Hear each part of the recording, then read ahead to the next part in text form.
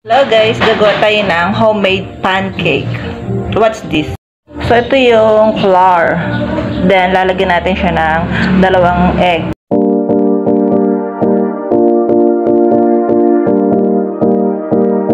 Nating powder milk ay birch tree.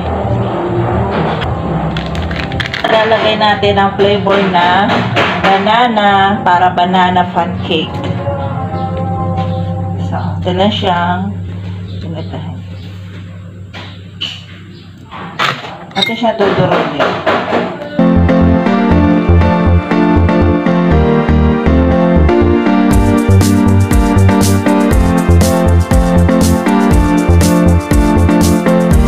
Lagyan natin siya ng 2 kutsarang oil para hindi siya dumikit sa kawali.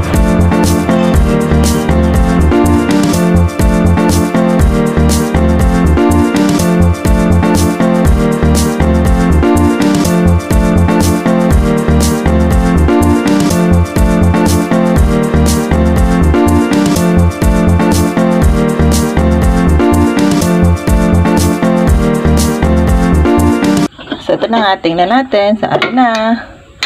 Pwede na natin siyang hanguin.